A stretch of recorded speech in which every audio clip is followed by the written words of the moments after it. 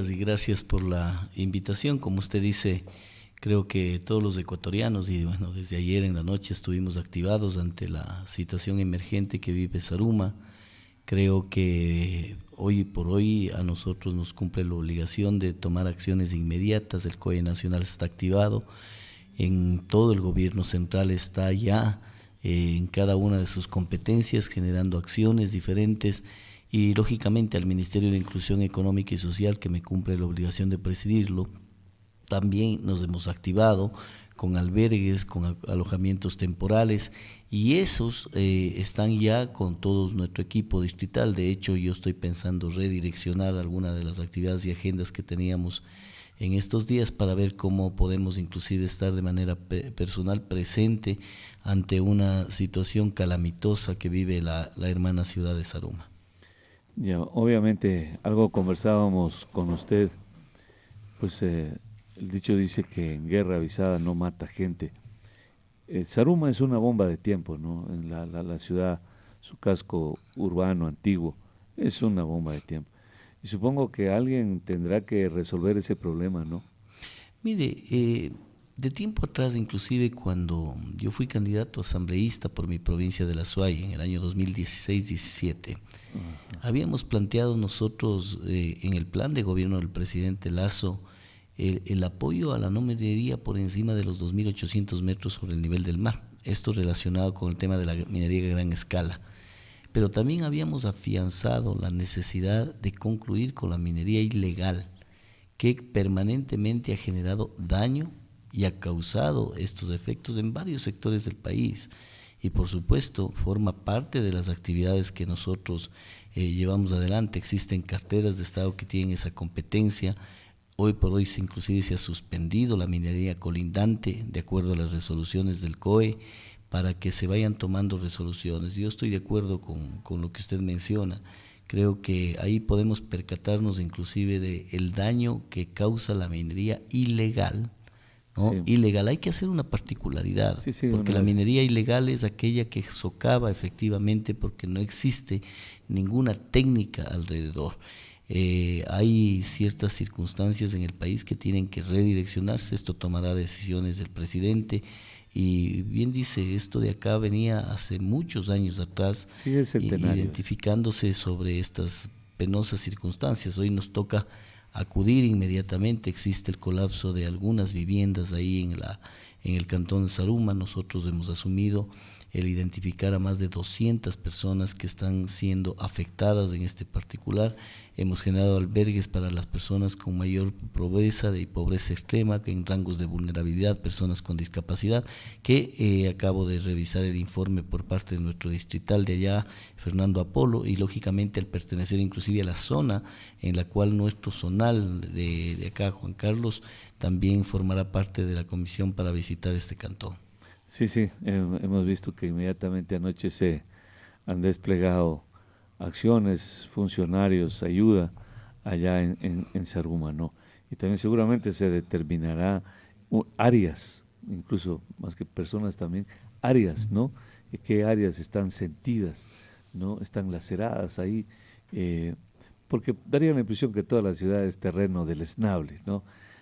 Daría la impresión, ¿no? Porque nadie sabe dónde está socavado eso, ¿no? Entonces es una situación bien, bien grave que le tocará afrontar al gobierno en sus diferentes carteras de Estado para ayudar ahí la situación. Bueno, señor ministro, pero todo caso está cerca a Zaruma de acá, le comento.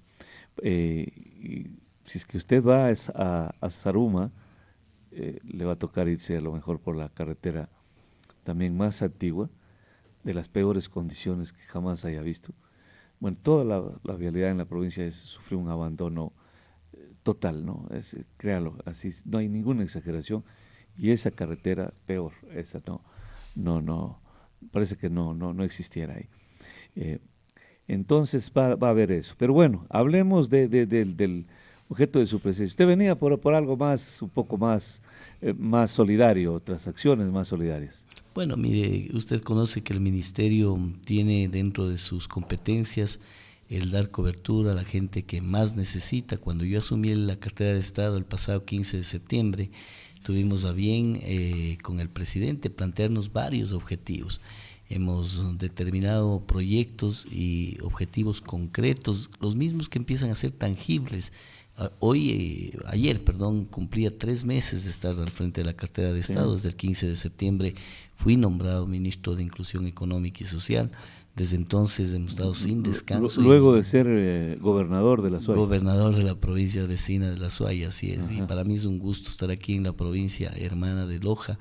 Ayer mencionaba en otro medio de comunicación que tuvieron la bondad de invitarme, de que a mí me une mucho la relación con Loja. De hecho, yo tengo una actividad permanente en el cantón vecino de Oña, en la parroquia de Susudel, que es mi segundo hogar, para llamarlo así. Entonces la relación con amigos lojanos siempre está permanente.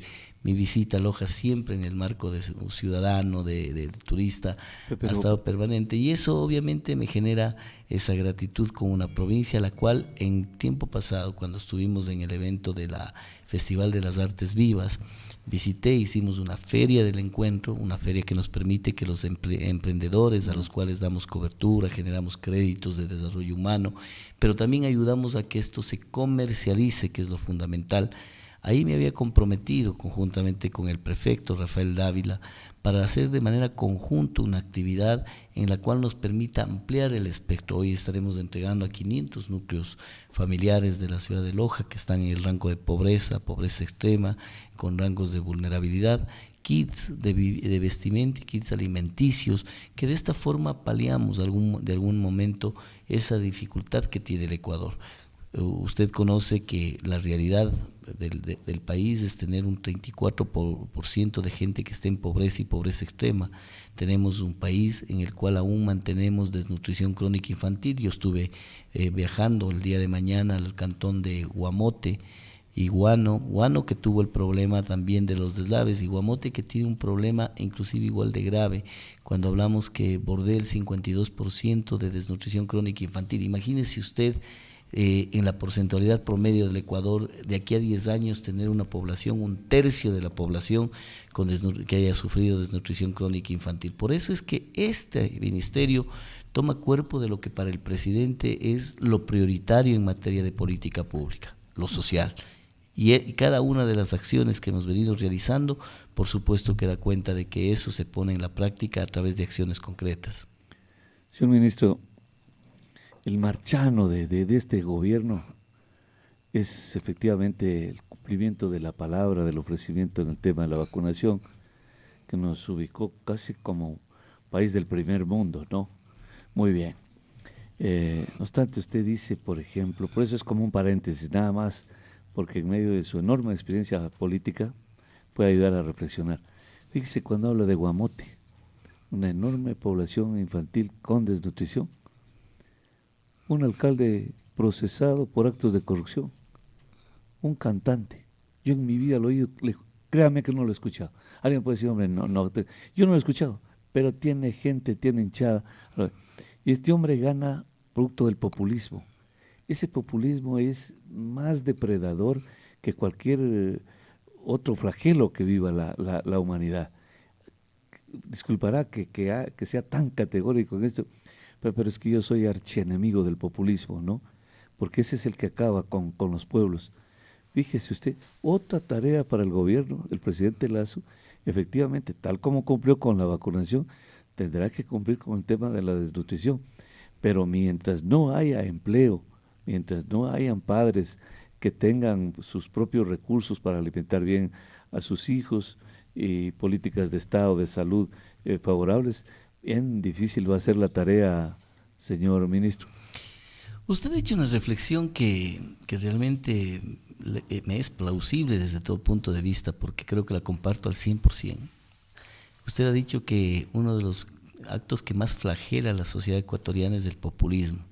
Efectivamente, yo no voy a hacer un juicio de valor de quién es el alcalde o quién, inclusive en algún momento en plena campaña electoral tuvo una situación crítica con nuestro presidente cuando candidato, pero más allá de esa realidad, yo creo que reflexiono rápidamente sobre lo que usted menciona. Creo que también el país tiene una obligación, además de la vacunación exitosa que usted lo cita, que permitió una reactivación económica, que permitió la generación de 275,000 nuevas fuentes de empleo adecuadas y que enrumba esa reactivación económica basada en ser uno de los países con mayor potencialidad en inmunización dentro de la pandemia, y que nos permite además habernos proyectado un crecimiento de inversión de 2.050 millones de dólares. Y esto lo digo porque teníamos previsto un cierre de 400 millones de dólares a mayo. Con la presencia del gobierno del encuentro, del presidente Lasso, la proyección de inversiones bordea los 2.050, un crecimiento de 1.650 millones de dólares. Esto motivado de la confianza. ¿A qué traduce aquello? Lo que usted mencionó hace un momento. La política pública más efectiva, la generación de oportunidades de empleo, porque solo a partir de la generación de empleo, usted concomitantemente y de manera paralela disminuye grandes males en el Ecuador.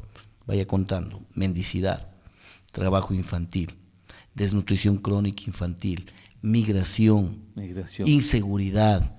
Por lo tanto, la generación de oportunidades es fundamental. Le voy a dar unos datos que van a ser importantes para que usted pueda evaluar la magnitud de a veces los problemas sociales a los que estamos sometidos. En el año 2020, el INEC determina la existencia de 311,000 niños, niñas y adolescentes en trabajo infantil.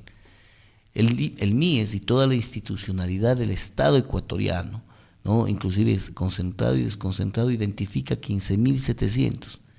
Y apenas son 4,300 niños, ni niñas y adolescentes que pueden entrar dentro del programa para la reinserción y recuperación de derechos educativos, de salud, de bienestar social, lo cual quiere decir que es apenas el 1.4% de los 311,000. Si yo quintuplico, ¿no?, multiplico por 10 el número de la capacidad institucional que tengamos, no vamos a alcanzar al porcentaje mínimo que usted y yo anhelaríamos. Por eso su reflexión es bienvenida. La única forma de aplacar, de disminuir esa realidad es a través de la generación de empleo. Y complemento algo más para no quedarme con lo de la pregunta. Yo sí creo que lo que usted menciona debería ser parte de una política de Estado, y lo creo firmemente, y me comprometo a transmitir al presidente, que ya le dije en algún momento de manera informal: hay que desadoctrinar en algún momento esa naturalización del populismo y naturalización de la mentira y naturalización de la corrupción. Y yo estoy consciente de aquello. Gente en el Ecuador que termina diciendo: han robado 1.200, así son. No. Hay que entender que eso es malo. Durante muchos años en este país se naturalizó los actos de corrupción.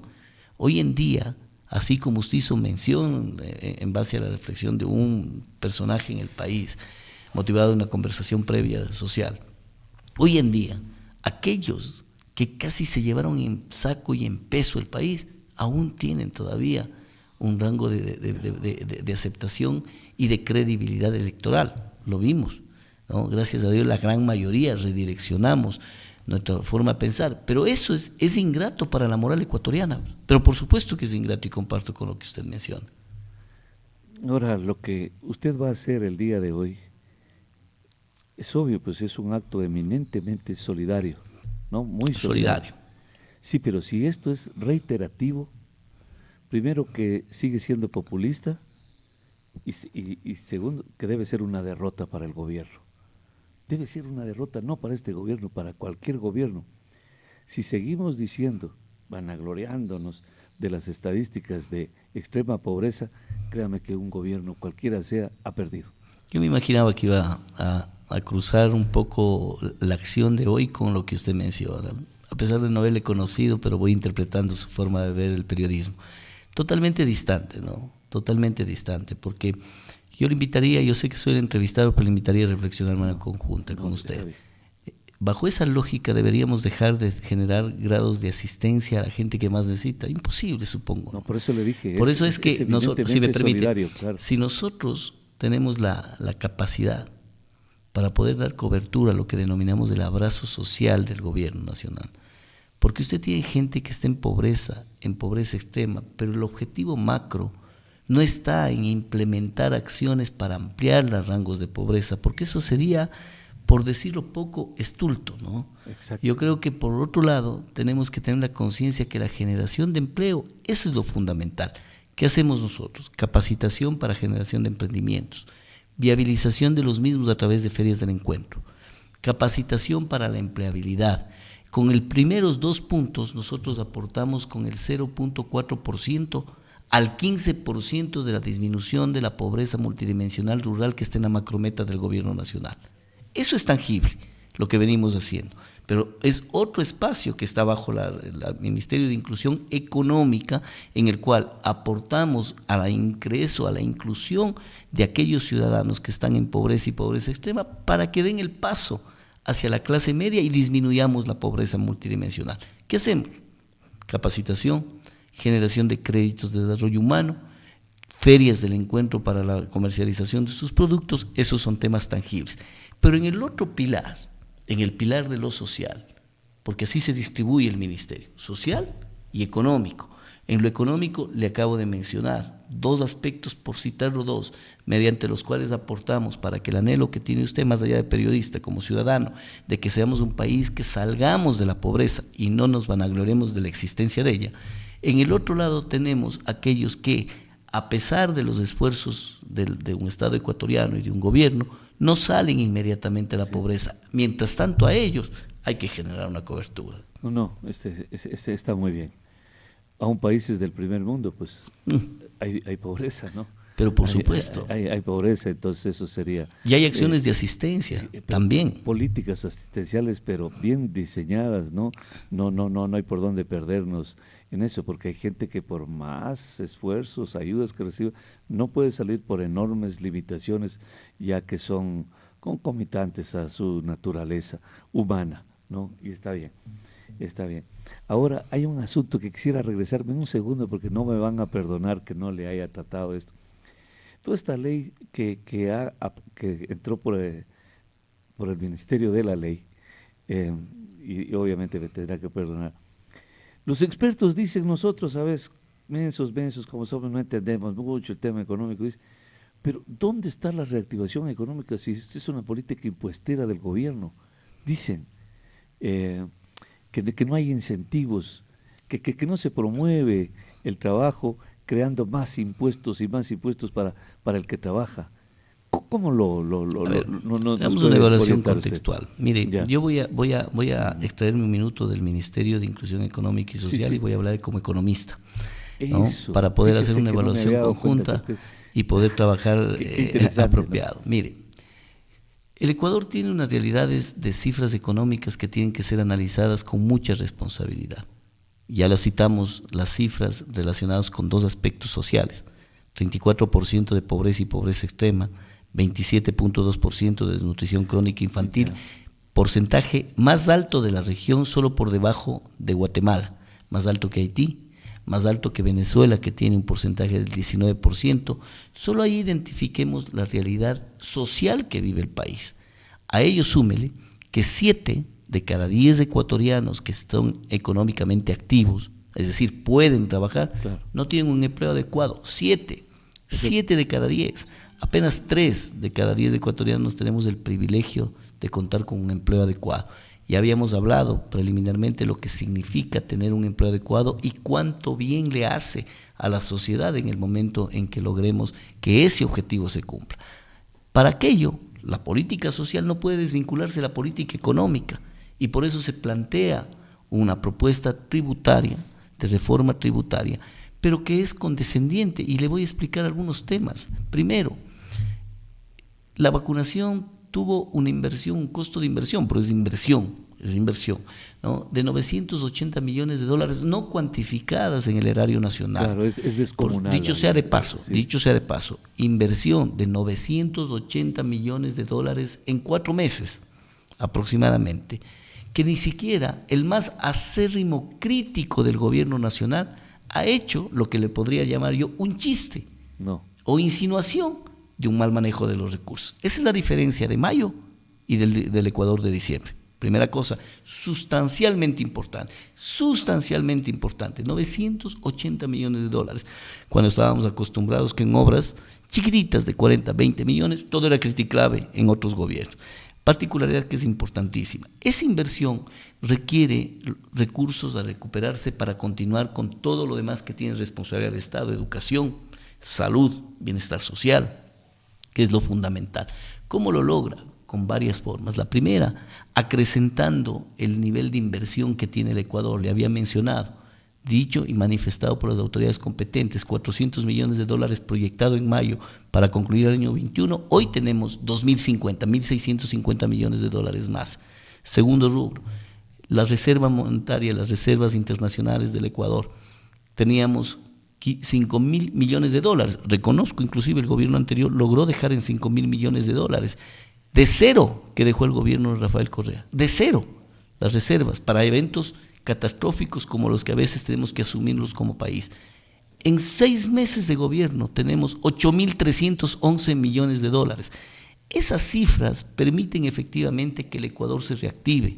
La creación de 275.000 empleos adecuados acorde a las autoridades competentes, del caso del INEC, como lo ha manifestado y se ha ratificado en el país, permite que la rueda económica camine. Ahora, en el caso de la ley, claro que tiene implicaciones impositivas. Tiene implicaciones impositivas en la gente que más tiene. No existe un solo impuesto, ni a la clase media, ni a la clase pobre, ni uno solo. ¿Y el 2% de...? 3%, es la clase más... y el 2% de esta ley que dejó Moreno.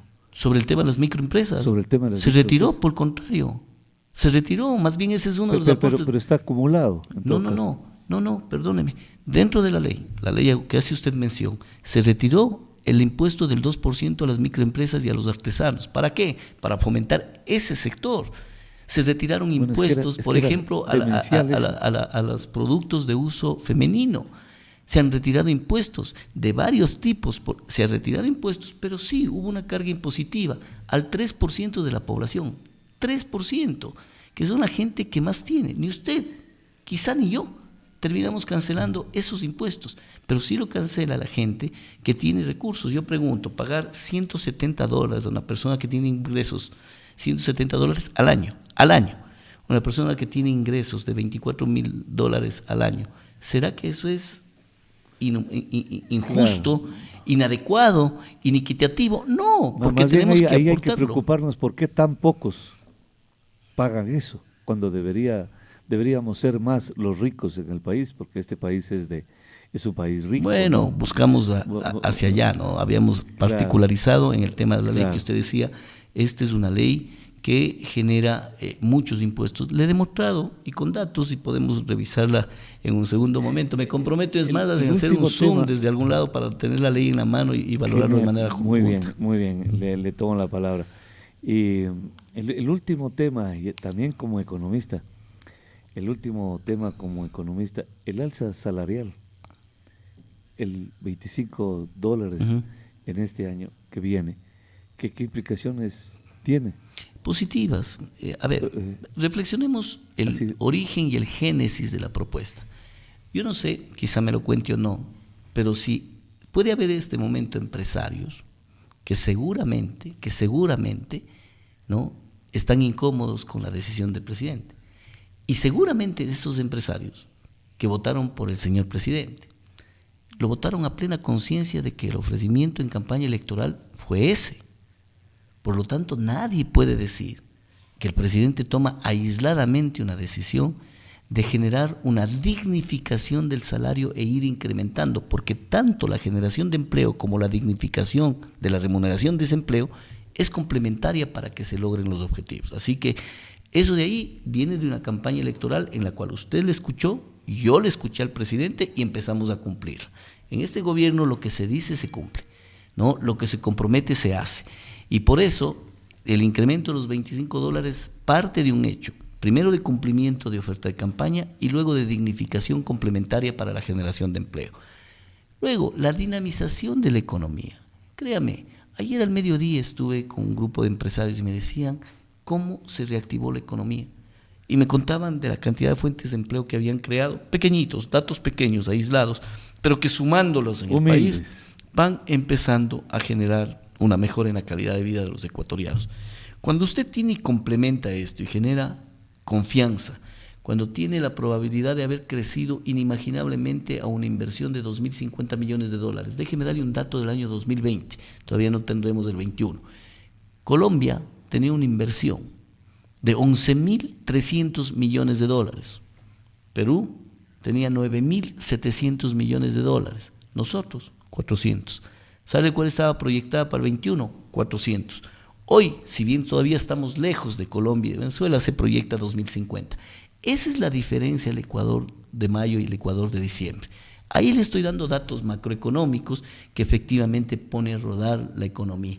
Seguramente no concluiremos con todos los males, convencido no concluiremos con todos los males, pero sí le daremos un avance significativo con una nueva política en la cual le permitamos que esos inversionistas, ¿no?, que sobrevuelan América Latina, hagamos una ejemplarización un poco metodológica, sobrevuelan y dicen, ¿dónde pongo plata? ¿Aquí o pongo en el país del lado? No, aquí no lo pongo porque es un infierno fiscal, un infierno tributario, un infierno laboral. Por eso es que hemos mandado normas y leyes para la inversión, para lo laboral y para lo tributario. La una fue aprobada, veamos cómo camina y cómo mecaniza la Asamblea Nacional aquellas más que necesita para darle trabajo, no a usted ni a mí que lo tenemos, para darle trabajo a la gente que no tiene. Cuando hablamos de precarización del trabajo, hay que preguntarle a los que no tienen si es que efectivamente es eso precarizar. Ese ha sido un poco como, se ha hecho como bullying, ¿no? No, pues ya está el sueldo, el salario básico unificado, 425, lindo. Ahora el problema es que no hay empleo. No, sí lo hay.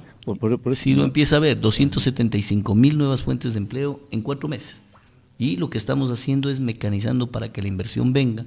Esa inversión proyectada generará un nuevo resultado que empezará efectivamente a permitir que reduzcamos de esos 7 de cada 10 que no lo tienen a mucho menos. No, está clarísimo. Siempre se lo dije al presidente cuando era candidato, no. Nada más dramático. Claro, él no lo entenderá porque no ha sufrido eso. Decía, sí, Freddy, yo comparto con usted, decía, nada más dramático para el ser humano el no tener empleo, sobre todo para la juventud, de acuerdo, para los padres de familia, y quedarse sin empleo y con familias. Es dramático. Y aquí Loja es una de las provincias que tiene el más alto índice de emigración, ¿no? Junto con mi provincia de la Azuay. Exactamente. El Austro, ¿no? Cañar, Azuay y Loja. Sí, la gente emigra mucho, no hay oportunidad de trabajo. Pero, señor ministro, yo sé que todo el tiempo que lo tratemos no vamos a avanzar a abordar todos los temas que nos propongamos. Terminemos con los actos del día de hoy. Esos productos, esos recursos, ¿de dónde vienen? Qué bueno que me pregunta. Le digo que cuando yo asumí el cargo de ministro, le decía al presidente, y es algo que estoy convencido, ¿no?, que cuando uno es designado ministro no se designa a administradores de los fondos que ya hay. Hay que golpear las puertas. Hay que golpear las puertas de los sectores privados y también de los organismos internacionales. En estos 3 meses de mi gestión me he reunido con 15 agencias internacionales, fundaciones internacionales, que nos han permitido proyectar un ingreso de 20 millones de dólares no reembolsables para el año 2020. Aspiramos que la empresa privada contribuya con no menos de 10 millones de dólares, 30 en el periodo que viene. En el periodo entre septiembre de 2020 y septiembre de 2021, en el que asumí, 8.300.000 habían ingresado. Esa es la forma distinta de proyectar el apoyo a la gente, y lo estamos haciendo a través de esas alianzas entre el sector internacional y también el sector privado. Aquí tenemos nosotros el apoyo de la Fundación Heifer, por ejemplo, con quien firmamos el días pasados en la ciudad de Guaranda la renovación del convenio, que forma parte de las entregas del día de hoy. Esta Fundación Heifer, que además tiene un modelo de gestión para poder entregar kits alimenticios producidos por la misma gente, es decir, compramos a los pequeños agricultores, se constituye el kit y se entrega a los que más necesitan. Pero bueno, solo para que despeje la maledicencia, ¿ves? O puede ser que sea cierto, ¿no? Dicen que muchos productos son producto, como redondea ahí infamemente, del contrabando, de la incautación de contrabando en las aduanas. Hay algunos, claro. ¿Ah, sí? ¿Por qué no? ¿Qué productos? Es que existen incautaciones de las aduanas que de acuerdo a la normativa, no por su voluntad o la mía, se establece la entrega al MIES. y nosotros activamos a los Canaliza. equipos para poder realizar kits de vestimenta y luego enfocamos porque qué tenemos productos la son? base de datos para la entrega a las personas que más O sea, necesitan. los de Pero incautación son ropas, no así. es, sí, y no es, no me recuerdo el término, se me fue, me decía usted maliciosa la interpretación. No es una interpretación. Dije. Pero no está mal, es un tema real. Porque O sea, además no, pues esto, es que la eso está gente- basado en normativa. No, a ver, como le digo, siempre es profundo, solo que lo topamos de manera superficial. A veces es eso porque muchas veces les quitan a gente muy pobre, ¿no? Entonces ese es el problema. Bueno, Entonces honestamente, que a los grandes contrabandistas que traen de Panamá y todo eso en containers, pues a eso no les quitan, pero aquí vienen en los buses, en los carritos, enseguida les quitan cartones, gente que hace préstamos al chulco para poder comprar alguna cosa y ganarse la vida. yo lo que inventarse sí le algo. digo que Entonces, como eso hay que ecuatoriano, eso hay que tener cuidado, ¿no? bueno, Porque, eso lo hace la aduana, ¿no? Claro. Lo hace la aduana. De cómo lo hace es un tema de un análisis en paralelo. Pero como ecuatoriano le digo que aquí no puede haber categorización del delito, ¿no? El que roba poquito o el que roba bastante. No, El no, robo es estoy- robo. sí, El que incumple la totalmente de ley acuerdo. poquito o el que incumple la ley grande lo Absolutamente incumple. de acuerdo. Si es que a ellos usted me dice no se los hace, me imagino que no están así, por eso tenemos capacidad inclusive de poder generar Grandes, asistencia o social. sea, gran. Señor Sí, ministro, muchas yo quiero gracias. agradecerle a usted también la gentileza de su presencia y que le vaya muy bien, ¿no? Muchas Que gracias, que un honor le vaya siempre muy bien. compartir en este medio bacana, ¿no? Bacana. Ahí sí. en Cuenca decimos bacán también. Muy bien, Un señor abrazo a ministro. todos los lojanos y Muy bien. lojanas.